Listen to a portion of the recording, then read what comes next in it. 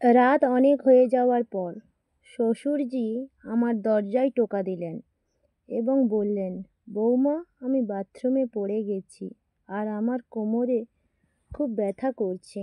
যদি তুমি একটু মালিশ করে দাও তাহলে হয়তো কিছুটা আরাম পাবো। এরপর আমি আমার শ্বশুরকে নিজের বিছানায় শুইয়ে দিলাম। তারপর যা ঘটল তা আপনি কল্পনাও করতে পারবেন না, কারণ এরপর আমার জীবন পুরোপুরি ভেঙে পড়েছিল। হ্যালো বন্ধুরা, আজকের এই অদ্ভুত গল্পে আপনাদের সবাইকে স্বাগতম। বিয়ের 5 মাস পরেই আমার স্বামী এক দুর্ঘটনায় মারা গেল। আমার বাবা অনেক কষ্ট করে আমার বিয়ে দিয়েছিলেন, কিন্তু মাত্র 5 মাসের মধ্যে আমি আবার আমার বাপের বাড়ির দরজায় ফিরে এলাম।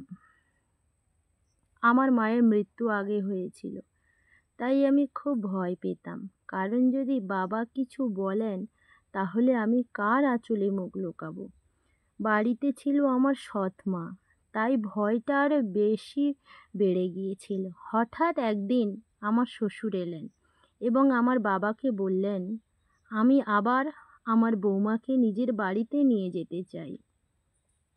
আমার সৎ মা সঙ্গে সঙ্গে রাজি হয়ে গেলেন, কিন্তু আমার বাবা বললেন, আপনার ছেলে তো আর নেই, তাহলে আপনি আমার মেয়েকে কেন নিতে চাইছেন? এতে সৎ মা বাবার সঙ্গে তর্ক শুরু করলেন এবং বললেন, এতে ভাবনার কি আছে? উনি নিতে চাইছে, নিয়ে যান। তাদের বাড়ির বউ। ছেলের মৃত্যু হয়েছে বলে কি সে শ্বশুর বাড়ি যেতে পারবে না? মায়ের এই ঝগড়ার পর বাবা কিছু না বলে বললেন, যদি আমার মেয়ে ওখানে সুখে থাকে তাহলে একজন বাবা হিসেবে আমি খুশি হব, আপনি নিয়ে যান। এরপর শ্বশুরজি বললেন, চলো কাপড়পত্র নিয়ে নাও। আমি সৎ মায়ের সব অত্যাচার সহ্য করে শ্বশুরের বাড়ি ফিরে যাওয়ার সিদ্ধান্ত নিলাম। ওখানে পৌঁছানোর পর আমি কাপড় পাল্টাতে নিজ ঘরে যাচ্ছিলাম। তখন শ্বশুরজি এসে বললেন, বৌমা, 1 কাপ চা বানিয়ে দাও। আমি তাড়াতাড়ি রান্নাঘরে গিয়ে চা বানালাম। চা খেতে খেতে উনি বললেন, তুমি জানো এই বাড়িতে আমি একদম একা। আমার ছেলে ছিল একমাত্র সন্তান, আর তোমার শাশুড়ি মারা গেছেন। তাই তোমায় নিয়ে এসেছি, যেন মনে হয় আমি একা নই।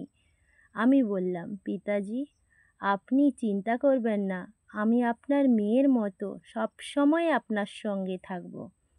তখন শ্বশুরজি বললেন, আমি জানি তুমি থাকবে, কারণ তোমার সৎ মা তো তোমায় শান্তিতে বাপের বাড়ি থাকতে দেবে না। এইভাবে কিছুদিন কেটে গেল। 6 মাস পর এক রাতে আমি নিজের ঘরে ঘুমোচ্ছিলাম, তখন দরজায় আবার টোকা পড়ল। আমি বুঝে গেলাম এটা নিশ্চয়ই আমার শ্বশুর, কারণ এই বাড়িতে আমাদের দুজন ছাড়া কেউ নেই। রাত দুপুর আর কে টোকা দেবে? আমি ভাবলাম হয়তো কিছু দরকার হবে, তাই দরজা খুললাম। দরজা খোলার সঙ্গে সঙ্গে শ্বশুরজি আমাকে জড়িয়ে ধরলেন এবং বললেন, বৌমা, আমি আবার বাথরুমে পড়ে গিয়েছি, কোমরে খুব ব্যথা হচ্ছে। যদি তুমি একটু মালিশ করে দাও তাহলে আরাম পাবো। আমি আবার তাকে নিজের বিছানায় শুইয়ে দিলাম, কিন্তু ভুল করে ওনার ঘর থেকে তেল আনা হয়নি। আমি মালিশ করতে করতে ভাবছিলাম, আমার স্বামী কম বয়সেই বিয়ে করেছিল আর তারপর এত তাড়াতাড়ি চলে গেল। এসব ভাবতে ভাবতে আমি দেখলাম শ্বশুরজি আমাকে অদ্ভুতভাবে দেখছেন। এতে আমি আরও অস্বস্তি অনুভব করছিলাম। আমি বললাম, শ্বশুরজি, কোথায় বেশি ব্যথা করছে আপনার? ডাক্তার ডাকবো? উনি বললেন, না বৌমা, তুমি শুধু মালিশ করো, তাতেই আরাম পাচ্ছি। তার কথায় আমি আরও অস্বস্তিতে পড়ে গেলাম। আমি বললাম, আপনি এখানেই শুয়ে থাকুন, এই অবস্থায় নিজের ঘরে যাবেন কিভাবে? আমি আপনার ঘরে গিয়ে শুয়ে পড়ছি। তখন উনি বললেন, বৌমা, এই অবস্থায় তুমি আমায় একা রেখে যাবে? যদি রাতে বাথরুম যেতে হয় কিভাবে যাব? এর চেয়ে তুমি এখানেই থেকে যাও। কিছুক্ষণ পর তিনি আবার উঠে এসে বললেন, বৌমা, আমি তোমার সঙ্গে কিছু কথা বলতে চাই। যদি তুমি রাজি হও তবেই বলবো। আমি চিন্তিত হয়ে বললাম, শ্বশুরজি, বলুন, কী কথা? তিনি একটু হেসে বললেন, আজকের রাত আমি তোমার সঙ্গে কাটাতে চাই।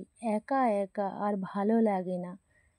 আমি ভেবেছিলাম আবার বিয়ে করব, কিন্তু তোমার সৎ মা তো তোমাকে শান্তিতে রাখবে না, তাই তোমায় এখানে নিয়ে এলাম। এই কথা শুনে আমি খুব অস্বস্তি অনুভব করলাম, কিন্তু বিরোধিতা করার সাহস পেলাম না। আমি নিজের ঘরের সোফায় গিয়ে শুয়ে পড়লাম। ঘুম আসছিল না, খুব ভয় লাগছিল। শ্বশুরজি বললেন, বৌমা, মনে হয় আমি কিছু ভুল বলিনি। আমি চাই তুমি আমার সঙ্গে বিয়ে করো, যাতে কেউ কিছু না বলতে পারে। আমি হতবাক হয়ে বললাম, আপনি কি বলছেন?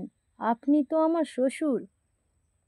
তিনি বললেন, হ্যাঁ, একসময় আমি ছিলাম, কিন্তু তোমার স্বামী তো মারা গেছে 6 মাস আগে।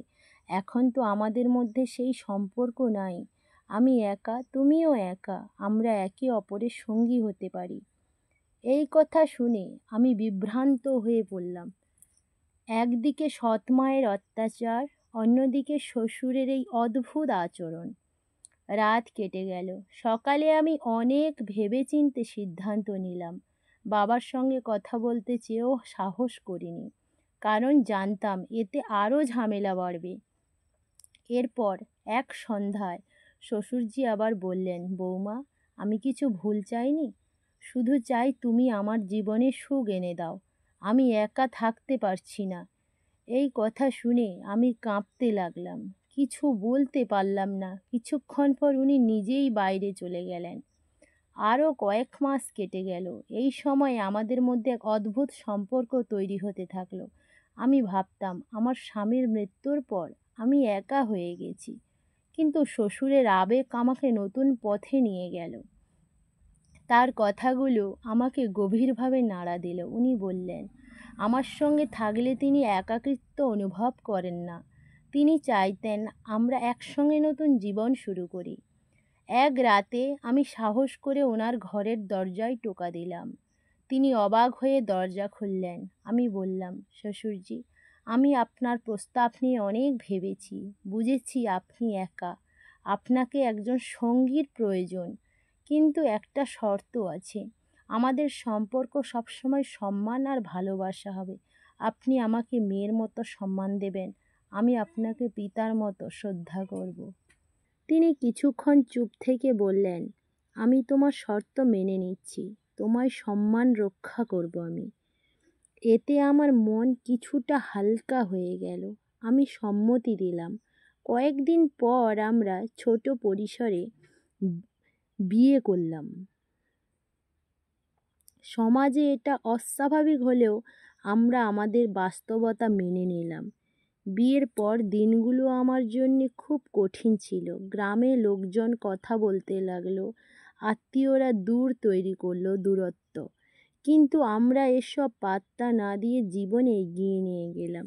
ধীরে ধীরে আমাদের মধ্যে ভালোবাসা ও বোঝাপড়া বাড়তে লাগলো। আগে যেখানে আমি অস্বস্তিতে বোধ করতাম, এখন এই বাড়ি আপন হয়ে উঠল। শ্বশুর আমার প্রতিটি প্রয়োজনের পাশে থাকতেন। তিনি আমার প্রতিটি ইচ্ছা পূরণ করার চেষ্টা করতেন। তখনও আমার পছন্দের খাবার, কখনো নতুন শাড়ি। আমিও ওনার প্রতি এক ভিন্ন রকম শ্রদ্ধা অনুভব করতে শুরু করলাম। আমরা একসঙ্গে নতুন জীবন শুরু করলাম। শ্বশুর এখন আমার জীবনের অবিচ্ছেদ্য অংশ হয়ে গেল। আমাদের সম্পর্ক এখন আর শ্বশুর বৌমার নয়, বরং দুই হৃদয়ের গভীর বন্ধন। তিনি আমাকে আবার হাসতে শিখিয়েছেন, নতুন দৃষ্টিভঙ্গিতে জীবন দেখাতে শিখিয়েছেন। বিয়ের কয়েক মাস পর আমি অনুভব করলাম এই নতুন সম্পর্ক আমাদের এক নতুন দিশা দেখাচ্ছে। আমরা একসঙ্গে অনেক সমস্যার সম্মুখীন হয়েছি এবং সবসময় একে অপরের পাশে থেকেছি। এই নতুন সম্পর্ক আমাকে শিখিয়েছে জীবনে সঠিক সঙ্গী থাকলে কোনো সমস্যাই বড় নয়। সমাজে অনেক কিছু সহ্য করতে হয়েছে, কিন্তু আমাদের সিদ্ধান্ত কোনো আফসোস নেই। আমাদের মধ্যে এক নতুন ভালোবাসা ও সম্মান তৈরি হয়েছে। প্রতিটি মুহূর্তে আমাকে কিছু না কিছু শিখিয়েছে। আজ আমি শ্বশুরের সঙ্গে এক নতুন জীবন কাটাচ্ছি। আমাদের ভালোবাসা আগের চেয়েও দৃঢ় হয়েছে। তিনি আমার জীবনের সবচেয়ে গুরুত্বপূর্ণ ব্যক্তি হয়ে উঠেছেন। তার সঙ্গে কাটানো প্রতিটি মুহূর্ত আমাকে শিখিয়েছে জীবনে যতই কঠিন সময় আসুক, সঠিক সঙ্গী থাকলে আমরা সব পার করতে পারি।